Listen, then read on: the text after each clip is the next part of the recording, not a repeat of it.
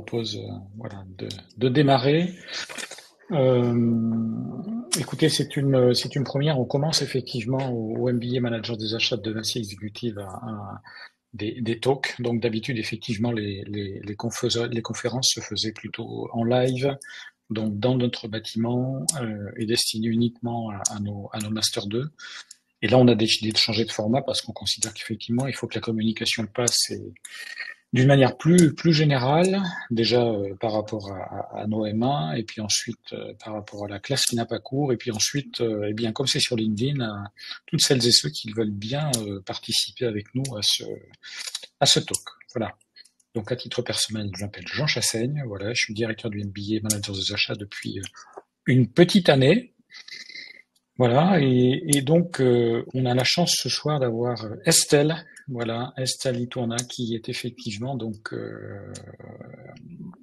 une spécialiste, voire une experte effectivement des achats publics.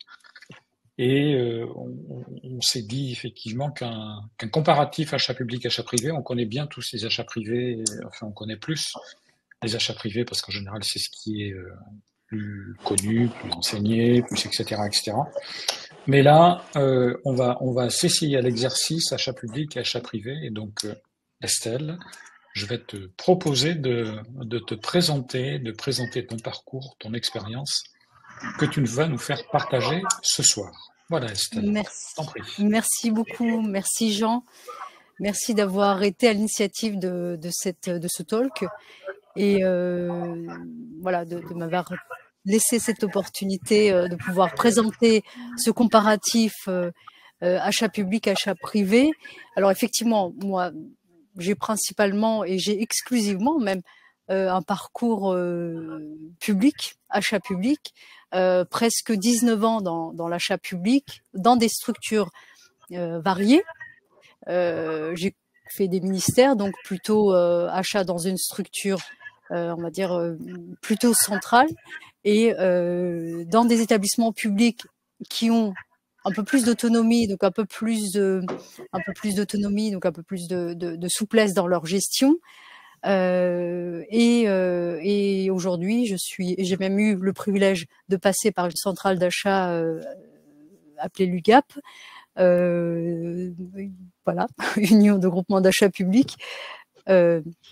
La plus grosse centrale d'achat française, je crois. Hein, exactement, hein. exactement. Ouais. Concurrencée quand même, concurrencée par sérieusement. Et bon, et en tant qu'acheteuse, acheteuse à la base et responsable achat, je ne peux pas, je ne peux pas dire que la concurrence est une chose si mauvaise que ça. Au contraire, je pense que ça leur fait du bien parce que je pense que ça les challenge dans leur quotidien, dans ce qu'ils mettent en place au quotidien. Et puis d'autres structures, ça leur permet de monter dans le dispositif et de faire bénéficier finalement aux clients qui sommes nous. Maintenant, je suis cliente de l'UGAP, mais je suis aussi cliente du RESA, du UniAchat et de plein d'autres centrales d'achat. Voilà, aujourd'hui, je suis responsable du pôle achat public au sein d'une université. Alors, effectivement, ça peut interpeller. Il y a les quelques stagiaires que j'ai pu recevoir dans mon pôle m'ont dit mais on pensait pas que on faisait aussi de l'achat dans une université. Et oui, parce qu'il faut faire fonctionner l'université et que l'université est une structure publique, donc qui fait de l'achat public. Et donc moi, je suis responsable de ce pôle avec une équipe composée de 4 personnes. Et alors, mon parcours brièvement, voilà, sans forcément ennuyer tout le monde. Quel est ton parcours? Non, au contraire.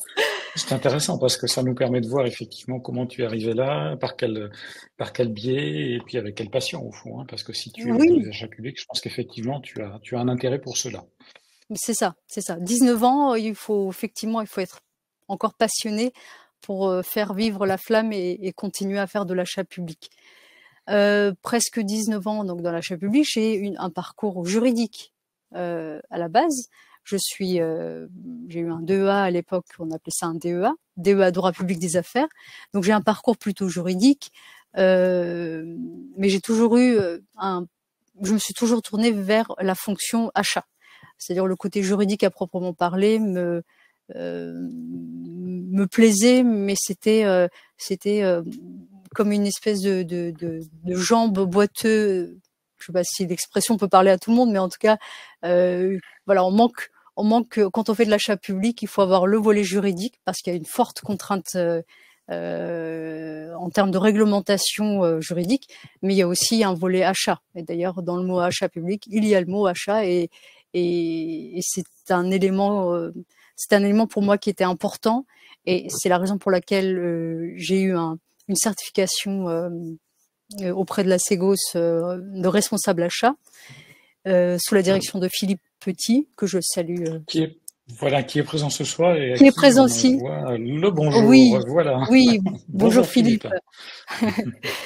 Ah oui, j'ai beaucoup appris lors de cette formation et pour moi voilà, il était inconcevable de l'achat à proprement parler, public ou privé, sans avoir une base responsable achat. Voilà, management des achats. D'accord. Voilà, donc aujourd'hui, j'occupe un poste de responsable du pôle achat au sein d'une université. Et puis après, je ne sais pas où le vent m'emmènera par la suite. Ça, voilà. Il y aura des vents portants très certainement. Donc juste pour info, pour Exactement. Philippe, Philippe effectivement nous accompagne et est intervenant dans notre MBA Manager des achats. On le remercie, voilà, surtout. Il a écrit quelques ouvrages, je dirais, de référence qui m'ont servi et qui servent à beaucoup effectivement d'apprenants sur les achats. Alors on va revenir à notre propos. Effectivement, les achats publics subissent une belle vague de professionnalisation aujourd'hui, effectivement, puisque il y a un fort courant qui tend effectivement à professionnaliser et je dirais à faire maturer les achats publics. Mais Estelle, pourquoi cette dichotomie en fait entre les achats publics et les achats privés? Pourquoi cette opposition parfois que l'on met, ou en tout cas cette différence voilà. Oui, on peut vraiment parler de dichotomie, Jean, parce que alors il y a beaucoup de divergences, mais il y a aussi, on verra par la suite, il y a quand même quelques points de convergence et c'est ce qu'il faut, c'est sur le sujet sur lequel, à mon sens, il faut vraiment faire porter le sujet. Les divergences sont dues à quoi? Aujourd'hui, quand on pense à l'achat public, on pense à la contrainte de la réglementation, la contrainte qui est la présence d'un code de la commande publique et une réglementation qui nous vient des directives européennes. Donc il y a une contrainte. En tout cas, quand on pense à l'achat public, on pense à la contrainte réglementaire qui l'accompagne. Pourquoi cette contrainte?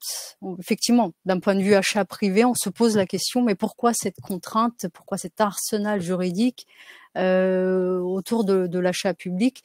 C'est la raison principale, c'est le fait qu'il y ait de l'argent public, qu'on utilise de l'argent public dans l'achat public. Oui. Et donc, dès lors qu'il y a de l'argent public, donc l'argent du contribuable, le législateur, il part du postulat qu'il faut utiliser cet argent public à bon escient. Alors, Philippe me dirait, mais utiliser l'argent à bon escient ne signifie pas qu'il faille complètement interdire toute négociation ou tout échange avec les fournisseurs. Eh bien, aujourd'hui, le constat, il est là. Le constat est que dans l'achat public, la tendance est plutôt à une réglementation qui vient contraindre et qui vient régir la relation avec les fournisseurs et les échanges qu'on peut avoir avec les fournisseurs. Encore une fois, c'est l'intérêt de l'argent public. Il faut croire que le législateur estime que dès lors qu'il y a des échanges possibles entre l'acheteur et le fournisseur, il y a possiblement mauvaise utilisation possible, en tout cas, de l'argent public. En tout cas, je ne connais pas forcément la raison de cette interdiction, mais je sais que l'argent, dès lors qu'il y a de l'argent public, il faut limiter, le législateur a tendance à limiter les échanges entre l'acheteur et les fournisseurs. D'accord, très bien. Je t'en prie, Et si tu veux continuer. oui, oui, non, effectivement. Comme je disais tout à l'heure, Philippe me dirait, mais on peut pas, pour un acheteur privé, faire de l'achat sans négocier et sans faire le sourcing sans négocier, ça peut paraître complètement aberrant. Et je sais que pendant ma formation, mais en tout cas, les personnes qui étaient avec moi et qui faisaient, eux, de l'achat privé s'en étonnaient beaucoup. Il est très étonnant de faire de l'achat sans négociation. Et en même temps, voilà, on essaye de trouver dans l'achat public des leviers pour pouvoir rendre cet achat néanmoins efficace malgré cette contrainte réglementaire. Et voilà, donc on peut parler effectivement de dichotomie, et la raison pour laquelle il existe cette dichotomie. D'accord. Estelle, on va commencer à rentrer dans le détail là. Est-ce que tu peux nous dire finalement quelles sont les principales distinctions ou différences entre l'achat public et le privé pour que tu commences à brosser le tableau des quelques planches ensuite que tu pourras nous présenter et que tu as préparées. Oui, bien sûr, bien sûr. Alors il y a deux principales distinctions qui peuvent exister entre l'achat public et l'achat privé. Le premier sujet concerne le sourcing, et d'ailleurs j'avais fait mon mémoire quand j'étais à la Ségos, j'avais fait mon mémoire sur justement ces distinctions, et j'avais essayé de voir le sourcing comme un pan finalement d'efficacité au service de l'achat public. Voilà. Mais donc en tout cas les deux principales distinctions qui peuvent exister, c'est d'une part comment on mène le sourcing dans le public. On le mène pas forcément de la même manière que dans le privé. Et puis le sujet de la négociation. Par principe, dès lors qu'on dépasse un certain montant, la négociation est interdite. Et ça, c'est effectivement quelque chose qui diverge totalement de l'achat privé, puisque dans l'achat privé, un acheteur qui ne négocierait pas l'achat qu'il est en train de réaliser et qu'on peut être considéré comme pardonnez-moi l'expression, mais comme un mauvais acheteur. Alors que dans le privé, c'est plutôt, on va dire, un peu la règle. Ne pas négocier, c'est la règle. Alors c'est vrai que dans le cadre des achats privés, oui, je t'en prie, vas-y. Non, juste une petite précision dans le cadre des achats privés. On a beaucoup d'outils, effectivement. On a le TCO, on a, je dirais, des dossiers préparatoires qui nous permettent effectivement d'avoir avant négociation le plus juste besoin en fait par rapport à ce qui est émis par le prescripteur. Voilà, je te laisse continuer, je t'en prie. D'accord. Peut-être sur le slide. Alors, donc, on rappelait. Et alors, le sourcing. Ce que dans le cadre du sourcing, dans l'achat privé, on fait une espèce, enfin en tout cas. L'objectif du sourcing dans le privé, c'est oui, le support vous sera envoyé. Et je vous enverrai aussi l'autre présentation que je vais vous présenter également. Donc, dans le privé, l'objectif du sourcing, c'est d'aboutir à une présélection. En gros, un vivier de fournisseurs présélectionnés sur la base d'une analyse des capacités de l'entreprise. Voilà. L'objectif, c'est de présélectionner. Et finalement, dans le public, cette phase de présélection, elle est limitée. Elle est limitée à ce que appellerait Philippe à du sourçage, c'est-à-dire on se limite en fait à l'étude de l'amont industriel. On regarde les possibles candidats qui peuvent répondre au marché en question. On regarde ce qui peut se faire et ce qui ne peut pas se faire dans le secteur considéré, mais on ne pourra pas aller dans une phase de présélection comme c'est le cas dans le privé, on ne pourra pas y aller tant qu'on n'est pas dans le cadre d'une consultation. Dès lors qu'on est dans une phase de présélection, toute phase de présélection doit nécessairement s'inscrire dans une consultation préalable. Et ça, c'est une des contraintes, encore une fois, de l'achat public, c'est l'échange se limite à du benchmark, des informations plutôt générales dans le secteur et dans le secteur considéré et vis-à-vis des fournisseurs qui sont sourcés. Mais dès lors qu'on va à l'étape d'après, on est tenu d'être cadré dans une consultation à nouveau. Et à ce niveau-là, ce que je vous propose, et Jean, je vais essayer de présenter l'autre support. Oui, très bien. Alors, me venait à l'esprit lorsqu'effectivement tu es en train de chercher l'autre support, l'aspect sourcing effectivement dans le privé, ou dans le privé effectivement le monde, entre guillemets, le monde appartient à l'acheteur privé, c'est-à-dire qu'il est totalement libre effectivement de sourcer où il veut, comme il veut, quand il veut, et de privilégier effectivement certains fournisseurs à qui il va adresser en fait l'appel d'offres. Hein. C'est certainement une des différences fondamentales entre les achats publics et les achats privés en fait. Hein. Voilà. Tout à fait, tout à fait. Alors que ça, si l'acheteur public fonctionnait de cette même manière-là, sans rentrer dans une consultation préalable, sans rentrer dans une procédure quelconque, hein, selon le seuil et le montant, une procédure définie dans le Code de la commande publique, eh bien là, dans ce cas de figure, il se verrait même accusé d'un point de vue pénal accusé de favoritisme finalement. Voilà. C'est ça, donc, sur des préférences éventuelles, effectivement. Exactement, ouais, exactement.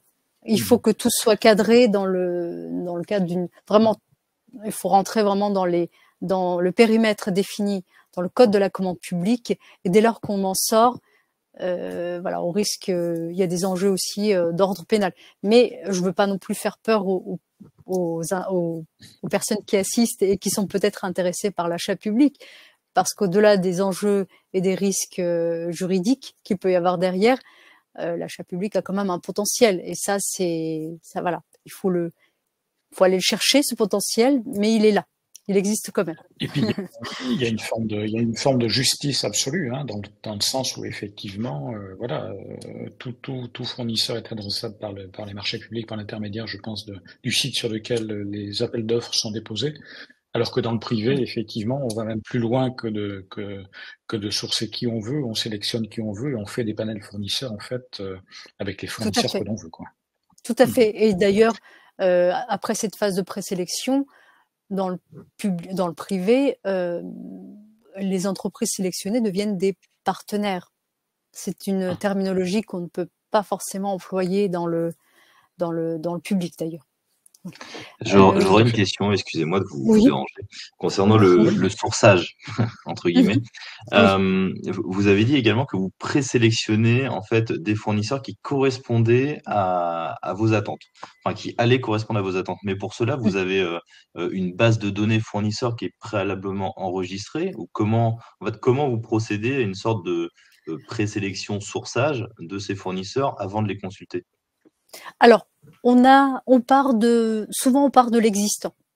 On part des fournisseurs qui avaient précédemment répondu au cahier des charges ou qui avaient répondu à la consultation. Voilà, il existe un vivier, on va dire, un vivier de fournisseurs qu'on a dans les tiroirs. On va les chercher à nouveau. On a aussi des outils qui nous permettent d'aller voir les potentiels fournisseurs, surtout quand on est dans un secteur sur lequel on n'a pas forcément eu l'occasion de faire une consultation préalable, enfin précédemment.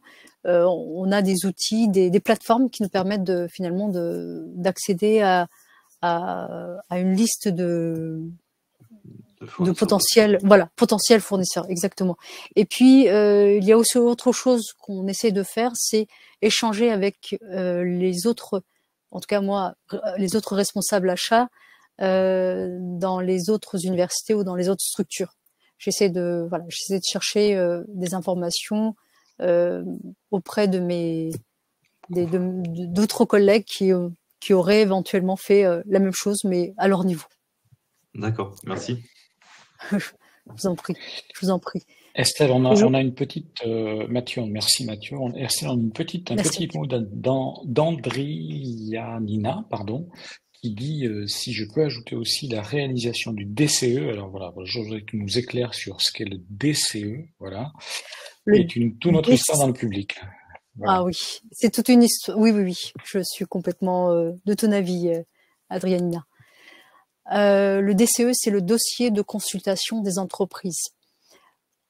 On a établi une fois, on va dire dans le process achat, une fois qu'on a sourcé, fait du sourçage, on va dire le sourçage selon la version achat public.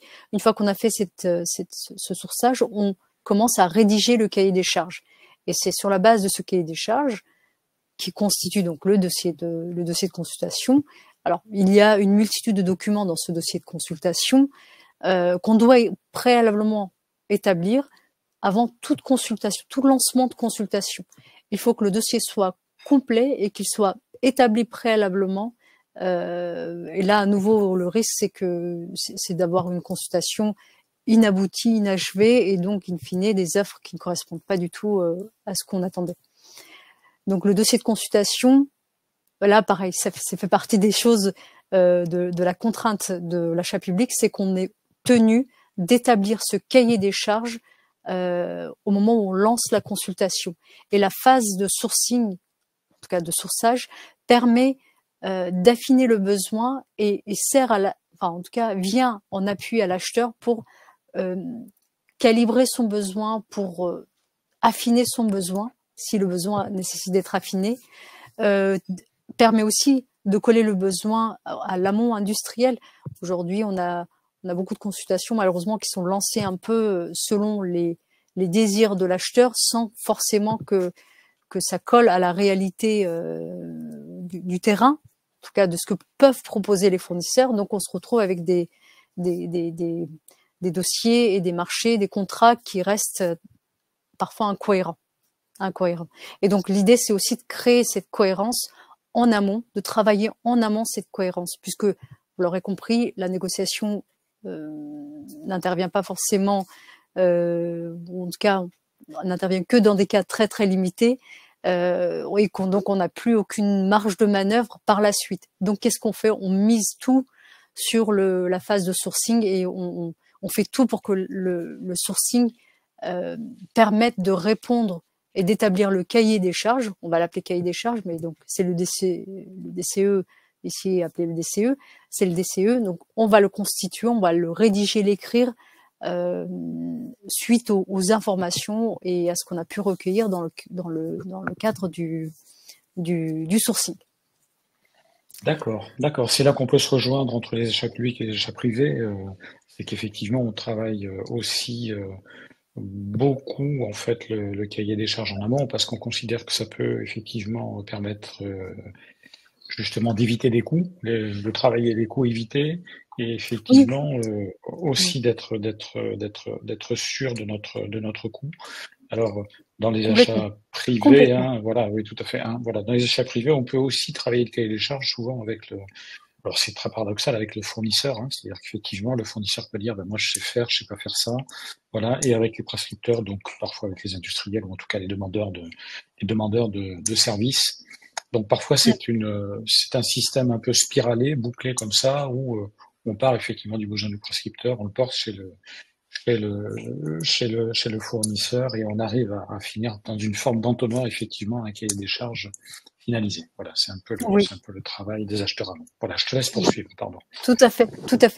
Et oui, Gloria, le benchmark vient aussi aider l'acheteur public comme l'acheteur privé. Encore une fois, faut-il que l'acheteur public soit dans cette démarche-là. Et il ait le temps de faire cette démarche-là. Parfois, c'est pas la bonne volonté, mais c'est le temps qui manque. Mais bon, on va pas se trouver des excuses. Il faut. Mais si vous voulez bien, je continue et après on prend les questions, Jean. Je voulais faire justement sans problème. dans le tableau. Alors, je ne sais pas si tout le monde arrive à voir le tableau. On le voit. Si par hasard tu peux augmenter un petit peu la taille, tu vois. Je ne sais pas si tu as le choix sur ce logiciel-là, mais voilà. Mais sinon, on arrive quand même à le lire. C'est juste un petit zoom en fait qui nous permettrait, voilà. Un Sinon, zoom. c'est pas grave, on arrive à le voir. On arrive à le voir. Ne t'inquiète pas, si on continue, on arrive à le voir. D'accord. D'accord. J'ai pas trouvé le zoom. Voilà. C'est pas grave. Donc, comme on se le disait à l'instant, l'étape d'analyse. Alors, je tiens ici à remercier Annie qui donne par ailleurs, je pense, des cours au sein de. Enfin, voilà, absolument, tout à fait. Cours, voilà. Oui, tout à fait. Elle donne, c'est d'ailleurs une des intervenantes majeures du Master 2, tout à fait. Du Master, voilà. Bah, en tout cas, je pense que c'est une perle rare. On pense aussi. Oui. Et moi, j'ai découvert le sourcing. En tout cas, j'ai découvert toutes les étapes du sourcing grâce à son cours. Que j'ai eu dans le cadre de ma formation responsable achat à la Ségos. Et donc, alors, la partie analyse, en tout cas, ce qui consiste à analyser le marché, les fournisseurs, faire du benchmark, le concurrent, comme dirait Philippe, et les concurrents, les contraintes et tout ça mis en exergue avec l'achat et la stratégie qu'on veut que l'entreprise, là en l'occurrence donc l'établissement ou la personne publique veut mettre en place. Donc ça c'est la base du démarrage du sourcing. C'est le cas dans le privé et c'est aussi le cas dans le public. Donc un premier point de convergence. Le fait de cibler, donc d'analyser l'information, c'est ce que tu disais aussi, Jean, à l'instant, c'est on recherche des informations pour effectivement pas se planter sur le produit ou le service qu'on veut acheter. On identifie donc tout un sujet, en tout cas on identifie la meilleure façon d'acheter en tout cas et ce qui se pratique chez les fournisseurs pour pouvoir venir, et c'est ce que disait Adrianina tout à l'heure, c'est pour venir le mettre dans le cahier des charges. Et c'est là où, une fois qu'on a réussi à cibler, une fois qu'on a réussi à identifier la meilleure façon d'acheter, il faut qu'on le mette directement dans le cahier des charges, en tout cas dans le DCE, le fameux dossier de consultation des entreprises. Ce qu'il faut savoir, c'est que un contrat, un marché public, une fois qu'il est rédigé, par principe, on ne peut plus le faire évoluer une fois que le marché est notifié. C'est-à-dire ce qui est inscrit dans le cahier des charges à ce stade-là reste, encore une fois, en principe, mais il y a toujours des exceptions, comme vous le savez dans les marchés publics, dans les marchés publics et puis dans toutes les règles, quasiment toutes les règles. On peut, par principe, on ne peut plus les faire bouger par la suite. Ce qui est écrit, vos contrats, en tout cas vos lois entre les parties, et reste immuable par la suite. Si le contrat dure 3-4 ans, en principe, pendant 3-4 ans, on ne peut plus rien changer, sauf par voie d'avenant. Et encore une fois, l'avenant reste assez limité, et c'est, en tout cas, on ne peut pas se servir de l'avenant dans tous les cas. Donc, d'où la nécessité aussi de rédiger en amont et de rédiger correctement et le plus justement possible, et de coller à la pratique du secteur et du produit, du service concerné, vraiment de se coller à cet amont industriel. Alors encore une fois, je dis s'y coller, mais ça ne veut pas dire qu'il faille privilégier un partenaire par rapport à un autre, ou bien une entreprise par rapport à un autre, là, le risque, dans ce cas-là, c'est le délit de favoritisme, donc qui est répréhensible pénalement. Ensuite, donc une fois qu'on a trouvé les potentiels fournisseurs, nous, on commence à échanger avec ces potentiels fournisseurs. On leur soumet un questionnaire, donc un peu un équivalent RFI chez les acheteurs privés. C'est l'étape d'après qui vient creuser la divergence. L'acheteur public, à partir de cette étape-là, ne peut pas se servir de ce questionnaire pour venir présélectionner les fournisseurs avec qui il va décider d'aller plus loin. Donc il ne peut pas à ce stade-là les présélectionner. Donc pour pouvoir les présélectionner, il va falloir que l'acheteur public lance une consultation, donc rentre dans des moules prédéfinis par le code de la commande publique pour pouvoir présélectionner les candidats. Là où l'acheteur privé, lui, comme tu l'as dit tout à l'heure, Jean, il va pouvoir lui présélectionner et au contraire, ces entreprises présélectionnées vont devenir les partenaires de l'acheteur et il va même effectivement construire le cahier des charges avec lui, chose qu'on ne pourra jamais faire dans le public. Oui, c'est pour ça que je le notais tout à l'heure, parce qu'effectivement, c'est une des différences majeures, à mon sens. Hein, voilà. Tout à fait. C'est-à-dire qu'effectivement, on co-construit. Je t'en prie, continue. En tout cas, voilà. Après, donc une fois qu'on a choisi et donc commence la phase, enfin, en tout cas, on choisit, on évalue les fournisseurs potentiels. Là, encore une fois, l'acheteur public doit nécessairement le faire dans le cadre d'une consultation. Et donc, in fine, à la fin donc de ce que Annie appelle la phase gérée, où elle vérifie l'état financier du fournisseur. Là, à ce stade-là, pareil, on est dans on peut le faire dans une phase de présélection qui rentre dans une consultation. Donc, on a une phase de candidature, puis une phase d'offre. Dans les procédures restreintes, eh bien, on va se servir de cette phase de candidature pour présélectionner les candidats par rapport à leur chiffre d'affaires. Mais au-delà du chiffre d'affaires, on peut pousser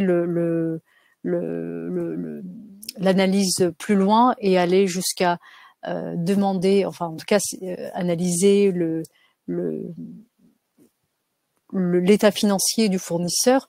On peut vraiment aller en profondeur dans cette analyse-là. Mais encore une fois, tout ceci ne peut intervenir que dans le cadre d'une consultation. Je pense que ça fait, je sais pas, 10 fois que je le répète, donc tout le monde a compris ce que c'était qu'une consultation. C'est très clair. Non, mais c'est important de le répéter. Bon, voilà. C'est important de le répéter, en effet, oui, tout à fait. Très bien. Voilà. Donc cette part cette phase voilà. En tout cas, une des principales divergences.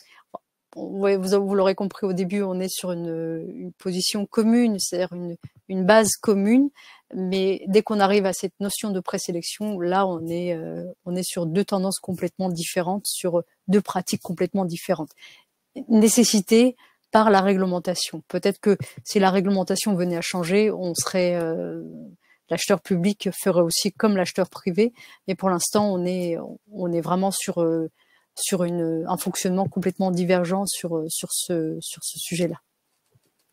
Est-ce que l'acheteur public en souffre et est-ce qu'il a des moyens de contourner ça ou est-ce qu'effectivement on reste dans le cadre du code des marchés publics et donc on n'a absolument pas le droit effectivement de transiger et de faire un pas de côté, on va dire. Alors j'aime bien ta question, Jean. Est-ce que l'acheteur public en souffre? Et je pense qu'il y a des acheteurs quand ils sont vraiment investis de leur rôle et de leur fonction achat, oui. Il y a des acheteurs qui sont frustrés de ne pas pouvoir aller jusqu'au bout de cette démarche.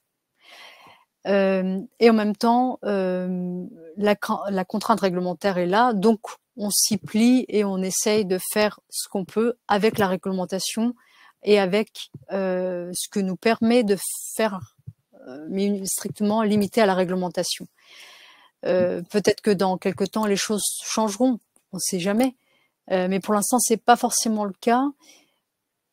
Les acheteurs qui prennent à cœur leur fonction achat le sont, mais il faut aussi souligner que la fonction achat dans le public reste encore à construire. Donc, on est encore dans une démarche de professionnalisation de la fonction achat dans le public.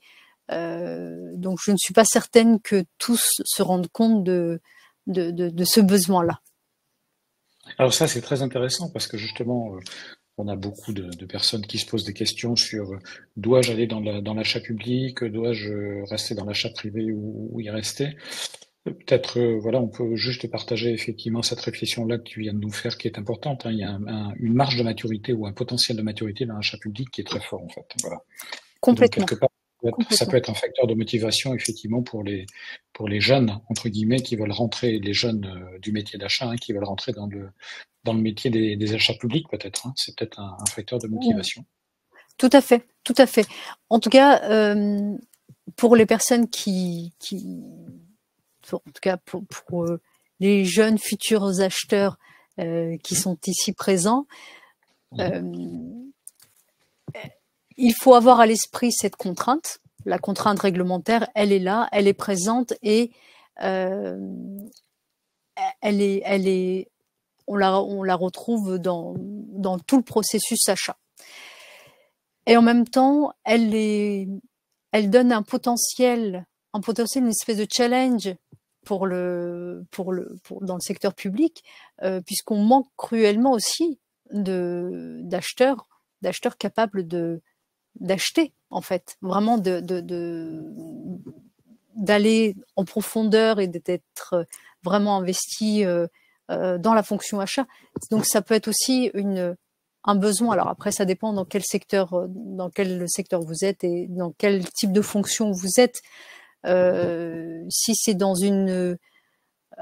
un service juridique, là, je pense que vous n'allez pas forcément vous trouver votre compte. Par contre, si vous êtes dans voilà, moi je l'ai expérimenté, je peux le dire en toute transparence, et je suis juriste à la base. C'est fait, tu l'as dit. Voilà, je l'ai dit. Je pense que vous allez très vite vous ennuyer voilà. Et puis la réglementation va venir vraiment peser sur vous. Par contre, une fois, si vous êtes dans une structure comme j'ai pu le connaître, par exemple à l'UGAP, ou dans d'autres centrales d'achat, ou dans les structures dans lesquelles il peut y avoir aussi des structures privées qui font de l'achat public. Ça aussi, ça peut être un potentiel pour vous. Dans ce cas-là, effectivement, on retrouve ce challenge-là et au contraire, on est même motivé d'aller dans le public, dans le service public, et en même temps d'avoir cette fonction, d'allier cette fonction achat avec le service public. Je vois qu'il y a oui, il y a plein de questions. Voilà, comment on arrive à on a encore un peu de temps, mais bon, peut-être qu'on pourrait répondre à quelques questions. Alors, je ne sais pas. Je crois que la question d'Andriana, de Mehdi, pardon, mais les premières questions de Mehdi dans un achat public, nous retrouvons le pouvoir public et pouvoir adjudicateur. Les deux sont soumis à la commande publique et les directives européennes. Quelles sont les nuances que l'on peut retrouver dans ces deux entités, donc entité pouvoir public et le pouvoir adjudicateur, d'après ce que je comprends. Voilà. Oui, il y a une nuance, effectivement, il y a une nuance entre pouvoir adjudicateur et une entité adjudicatrice. L'entité adjudicatrice intervient dans les réseaux, les achats de réseaux. Effectivement, j'avais pas forcément prévu d'aborder le sujet, mais ça peut être aussi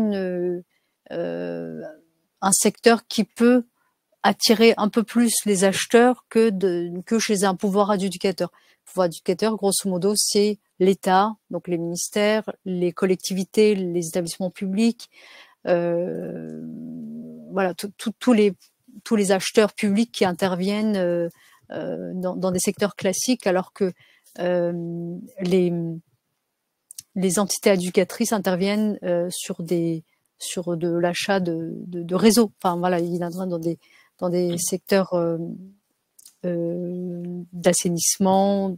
Enfin, là, j'ai plus la liste exacte en tête, mais là effectivement, ça peut être beaucoup plus challengeant pour un acheteur de s'orienter sur ce type d'opérateur de réseau plutôt que chez un pouvoir adjudicateur ou un EPIC. Un EPIC, ça peut être aussi un EPIC, c'est-à-dire un établissement public industriel et commercial qui reste donc soumis à la réglementation des marchés publics, mais qui a une certaine souplesse à certains égards, une certaine souplesse dans son fonctionnement, et qui peut aussi donc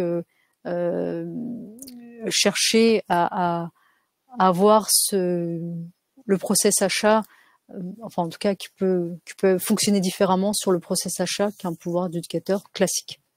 Enfin, sachant qu'il n'y a pas forcément de pouvoir adjudicateur classique, mais oui. Non, ok, d'accord. Alors, Olga, merci. Olga a la question qui tue. Hein, voilà, qu'est-ce qui peut motiver un acheteur d'aller dans le secteur public plutôt que dans le secteur privé, s'il vous plaît? Voilà, la question d'Olga. Alors, tu as déjà beaucoup répondu, voilà, mais voilà. Olga, si c'est le salaire, là, je ne t'invite absolument pas à aller dans le secteur public. Il faut avoir vraiment le service public en soi pour pouvoir aller et faire de l'achat public. Mais au final, voilà, si il est aussi possible d'être dans un entre-deux, et de pouvoir à la fois avoir cette notion de service public, si c'est le sens que tu souhaites aussi donner à ton parcours professionnel, le sens du service public allié avec la fonction achat. Et là, tu peux effectivement avoir un très bon compromis et le salaire qui peut être aussi aligné sur celui du privé. Voilà. Ok, très bien, merci. Une autre question de Mehdi qui se pose la question, puisqu'on parlait effectivement de complexité parfois du process du achat privé, achat public. Quels sont les chantiers à venir de simplification pour alléger le process et la partie administrative dans les achats publics? Oh là là là. Oula, Mehdi, tu mets le doigt sur quelque chose d'ancré. Tu sais, c'est très difficile de faire bouger la base. Là, qu'est-ce qu'on pourrait faire évoluer? On pourrait effectivement faire évoluer des choses, des pratiques, sans forcément toucher à la base. Et je crains malheureusement que en bougeant quelques pièces là-haut, que ça vienne aussi impacter la base. Et la base est inébranlable aujourd'hui, surtout avec les directives européennes. Mais effectivement, le chantier serait très très vaste s'il fallait quel process administratif. Je pense qu'on pourrait déjà commencer par, effectivement, pourquoi pas aborder le sujet de la négociation. La négociation dans les...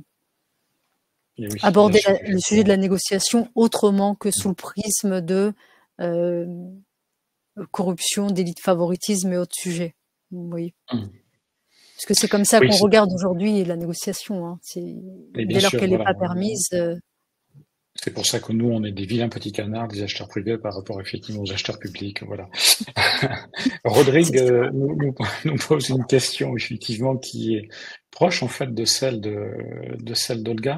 Quel est le point fort de l'achat public et que peut-il nous apporter en termes de formation? C'est assez intéressant par rapport à la dimension, je dirais, formation en effet. On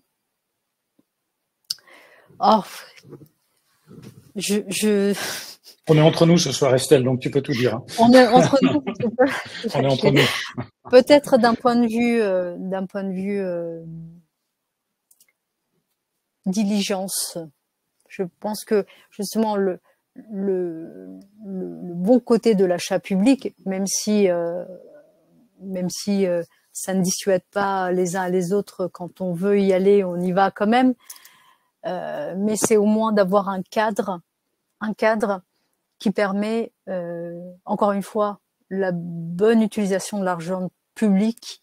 Ça, c'est quelque chose qui, à mon sens, n'a pas de prix. C'est l'argent de tous et il est de la responsabilité de tous de bien l'utiliser.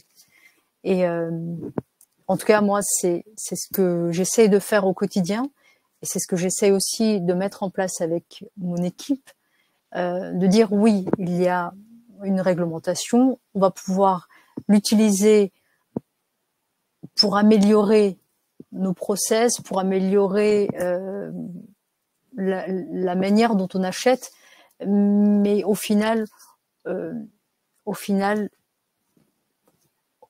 tout en utilisant à bon escient cet argent public, créer de la valeur et plus qu'une simple, parce que c'est assez barbant au bout d'un certain temps d'avoir une réglementation et de se dire voilà, la réglementation ne permet pas ci, ne permet pas ça, ne permet pas ça. Oui. Et une fois qu'on a dit ça, qu'est-ce qu'on fait? Qu'est-ce qu'on fait? C'est l'étape d'après qui est très très intéressante. En tout cas, moi, c'est comme ça que je travaille avec mon équipe et c'est ce que j'essaye de mettre en place avec mon équipe, c'est de dire au-delà de la réglementation, c'est se sentir utile et puis se dire qu'on a d'être fier d'avoir mis en place à petite échelle pour contribuer encore une fois à responsabiliser dans l'utilisation de l'argent public. Ben, je crois que ça répond un peu, mais peut-être que tu pourras compléter, à la question de Simon qui te pose la question, Estelle, peux-tu nous dire là où tu prends le plus de plaisir dans ton activité quotidienne? Alors, bon, un de mes collègues m'a dit 19 ans dans l'achat public, t'as du courage hein, de continuer encore à aimer ça. Et en même temps, je continue à aimer parce que je découvre chaque jour, en fait, je découvre le potentiel chaque jour. Je découvre des sujets très variés chaque jour. Avant d'arriver à l'université, j'étais sur un programme assez novateur, un programme assez novateur, mais à l'échelle mondiale, et pouvoir entrer dans un tel dispositif et savoir ce que c'est un cœur de réseau, en apprendre, je ne serais pas devenue experte, mais au moins en apprendre sur le métier et me dire, voilà, on va contribuer à la mise en place d'un cœur de réseau sur des missions, sur des appels et appels tant vidéo que vocaux pour des missions critiques de sécurité, de secours. Voilà.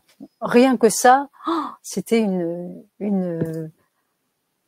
on en était fiers. Et moi, c'est quelque chose qui m'a motivée pendant à peu près 2 ans. J'ai décidé de faire autre chose après, mais au moins pendant 2 ans, c'est quelque chose qui m'a énormément appris.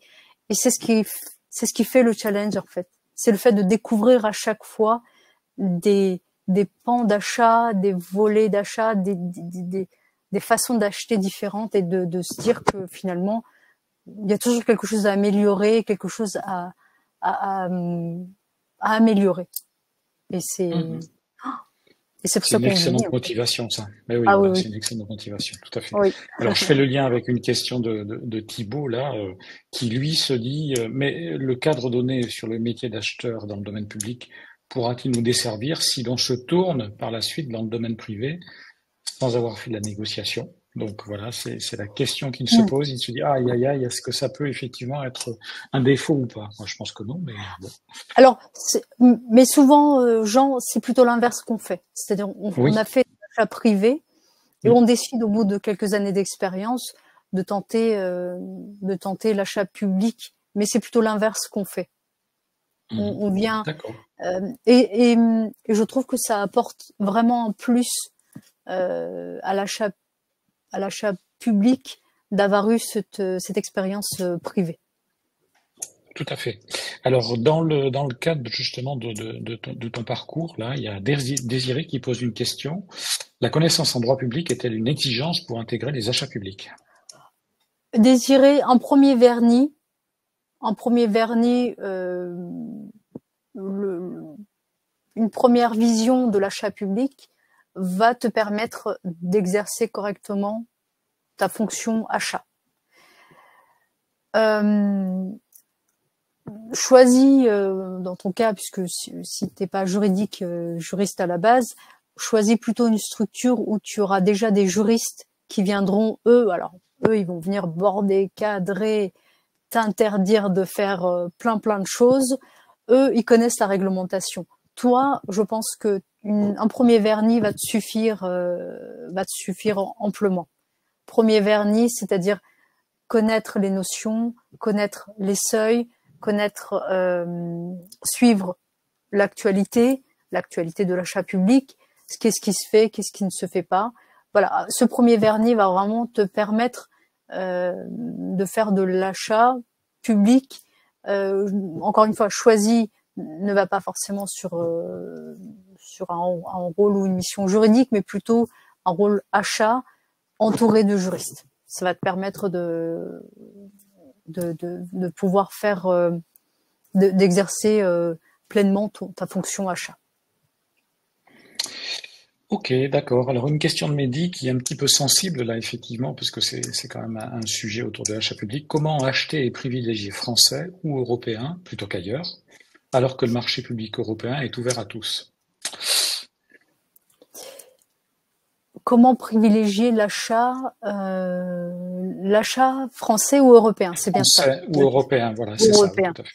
Alors, la réponse est dans la question, c'est on peut pas, effectivement, Mehdi, on peut pas, puisqu'on a vu tout à l'heure la notion de délit de favoritisme, on est sous la réglementation européenne et on est censé ouvrir la concurrence au niveau européen. Voilà.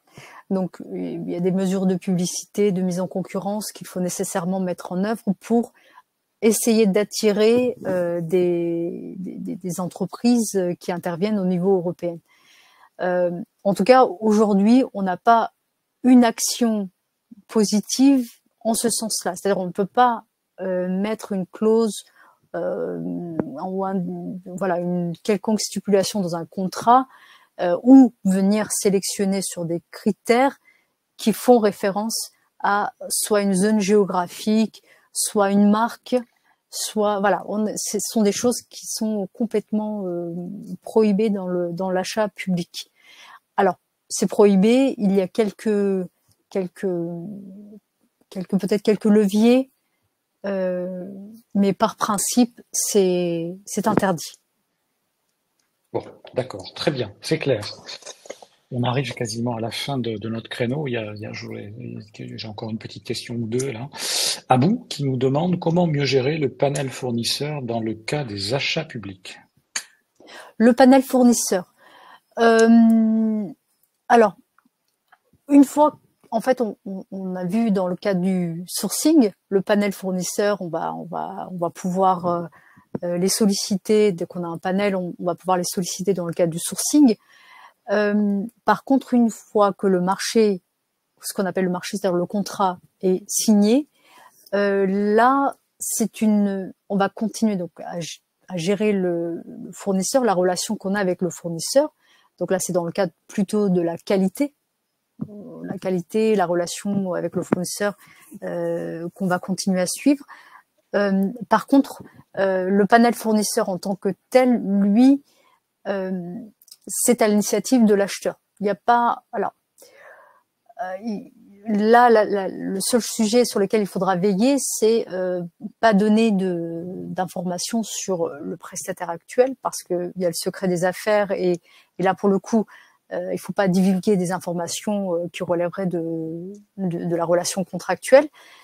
Et en même temps, l'acheteur, rien n'interdit aujourd'hui à un acheteur de continuer en fait à échanger avec le panel fournisseur qu'il avait préalablement établi, à échanger à continuer en fait à avoir une veille sur les pratiques du secteur. Ça, c'est quelque chose qui n'est pas interdit. Donc, dès lors que c'est pas interdit, on peut continuer à avoir ce temps d'échange et cette relation avec le panel qu'on avait initialement établi.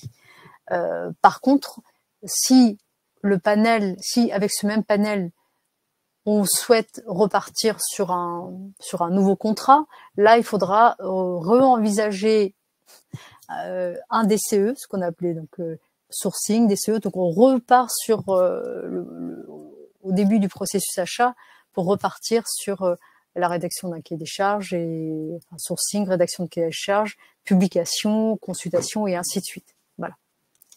C'est-à-dire le panel fournisseur ne servira pas ici à refaire un autre marché derrière. Enfin, ne pourra pas servir à faire la même chose avec des fournisseurs différents. C'est ça que je veux dire. Ok, d'accord. Alors, tu vas rejouer le rôle de conseiller spécial pour l'orientation, effectivement, de nos apprenants, parce que Ahmed pose une question où il dit, pour un débutant dans le domaine, vous lui conseillez d'aller dans les achats publics ou dans les achats privés? Alors, Ahmed, moi, je conseillerais d'abord achat privé. Achat privé pour avoir un bon vernis et une petite, enfin en tout cas un début d'expérience dans l'achat privé. Et une fois cette expérience acquise, de s'orienter si l'envie t'en prend, voilà, et puis tu souhaites à un moment donné changer d'orientation, voilà, si tu souhaites évoluer différemment, là t'orienter vers l'achat public.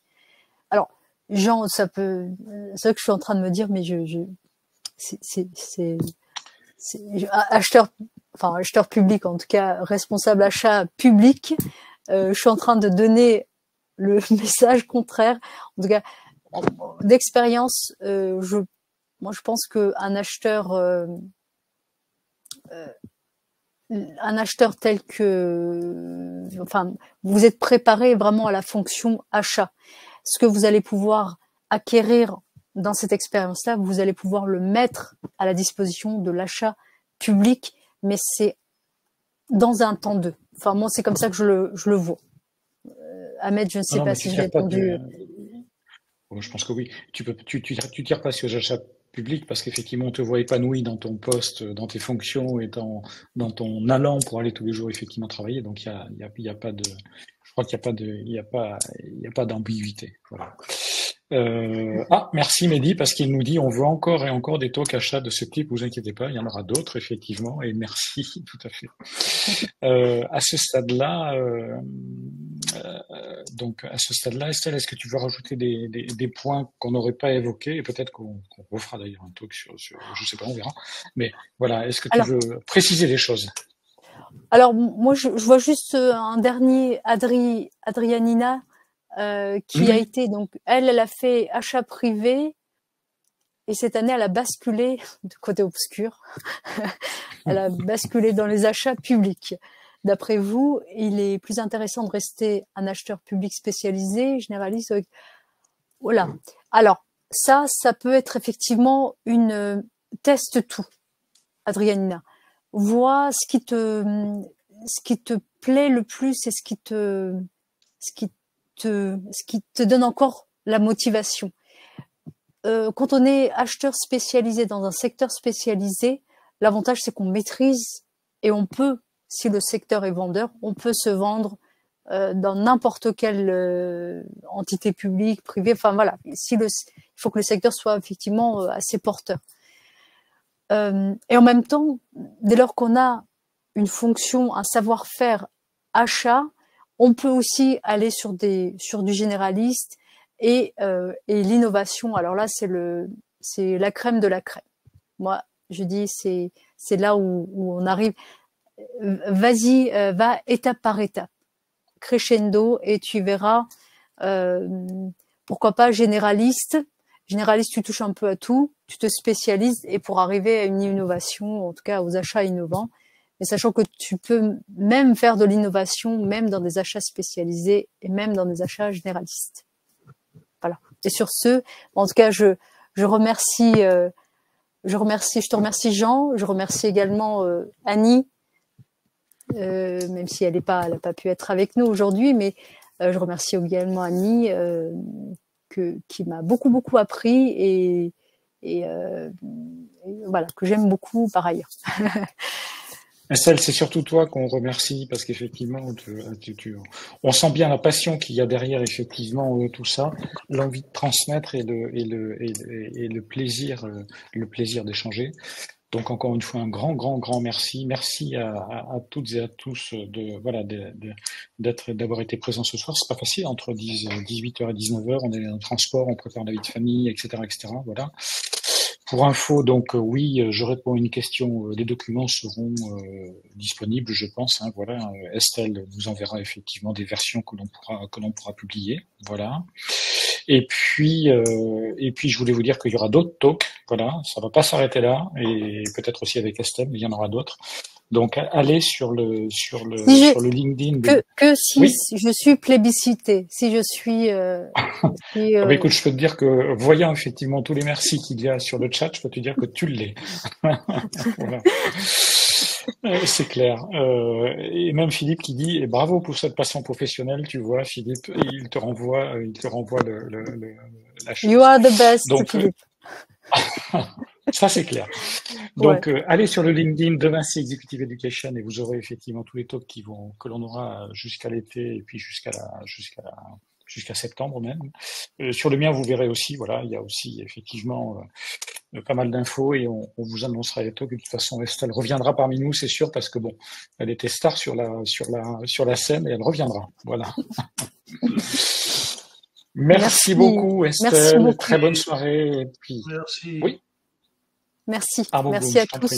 Voilà. Merci. Et puis à très bientôt. Merci à très bientôt. Bonne soirée merci. à vous. Bonne soirée à tous.